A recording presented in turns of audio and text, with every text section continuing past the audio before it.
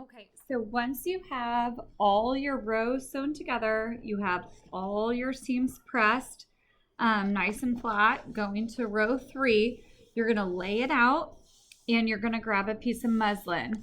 And here we are, we're on this step that says with wrong sides together, that's what WST means. Stitch your finished outer bag to the muslin.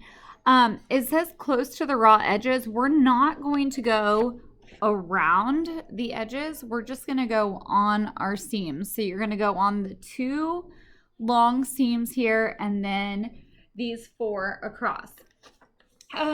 So to get this set up, you're going to make sure your muslin, first of all, is nice and flat, and then you're going to smooth and lay your bag, your patchwork pieces nice and flat on it the best you can. Then I like to pin inside of each square because you're going to end up sewing on these seams. So if you pin over here, it's going to be in the way and you're going to have to move it. So if you go inside and just kind of smooth as you pin, make sure your muslin isn't bunched up underneath it. It's all nice and straight. Just kind of smooth and pin as you go. I'll show you when I have this all pinned what we're going to do.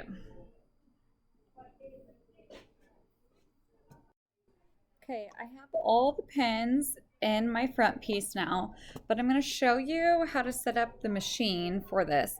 So I recommend doing a decorative stitch going over these seams, meaning do wavy or zigzag. You can do a straight stitch in the ditch. If all your squares are nice and matched up, then it'll be easier. If they're not matched up, that's going to be a bit of a challenge and it's going to be pretty frustrating for you.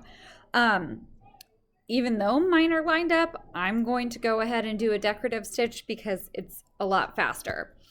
So up here on your machine settings, we're using the green side. I'm going to do the wavy stitch. So I'm going to pull this out to the side, right? And that's how you move it up and down. So I'm putting on setting 7. Now, that tells the machine to make a wavy stitch, but you have to move your stitch width over to do it. So I'm going to put mine about 3.5. I know that's where I like it. You can test on fabric scraps to see what you like. I'm going to go ahead and leave my stitch length at the 2.5. And I'm just going to sew down these seams. So I'll show you what it looks like. Okay, so I'm just going to start on one of my long seams here. I'm doing the wavy stitch. So if I keep my center notch of my presser foot lined up with my line, then it's going to make the wave just kind of even on both sides. The other piece, your top thread is going to show when you go do this, so make sure you're threaded with a coordinating thread color or a neutral color that you're okay with showing. And we're just going to go all the way down. I'm going to kind of make sure everything stays nice and neat as I go. I've got my camera here in the way, so I can't really smooth it all the way I'd really like, but if you kind of press this flat as you go across and let the machine go, don't go too fast, but just take your time, sew on down. So we're doing both the big seams and the 4 small ones. I'll show you what it looks like when I'm done. Okay, so here we are. If you can look closely, you can see all the quilting for the 2 big rows and the small ones across there.